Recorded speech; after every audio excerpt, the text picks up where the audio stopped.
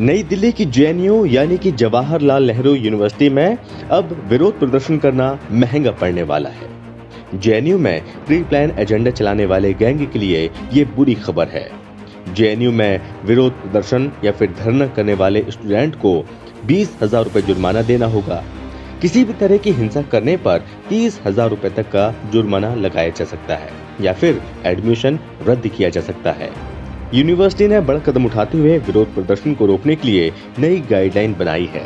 Rules of discipline and proper conduct of students of JNU नाम की इस 10 page की किताब में प्रोटेस्ट, धोखाधड़ी जैसी हरकतों के लिए अलग अलग तरह की सजा बताई गई है और साथ ही यूनिवर्सिटी में किसी तरह की इंक्वायरी और बयान दर्ज कराने की प्रक्रिया भी समझाई गई है।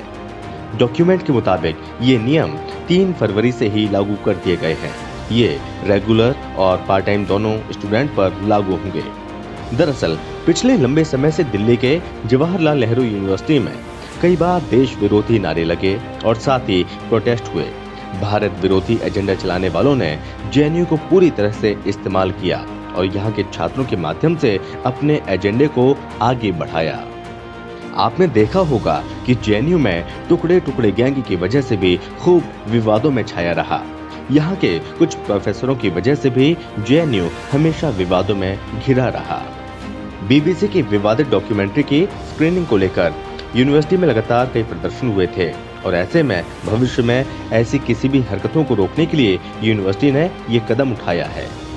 जवाहरलाल नेहरू यूनिवर्सिटी ने अभी जो नए नियम बनाए हैं उसके मुताबिक डॉक्यूमेंट में 17 अपराधों के लिए सजा बताई गई है। इनमें यूनिवर्सिटी में किसी जगह को ब्लॉक करना, जुआ खेलना, हॉस्टल के कमरों पर अवैध कब्जा करना, अभद्र और अपमानजनक भाषा का इस्तेमाल करना और धोखाधड़ी जैसे अपराध शामिल हैं।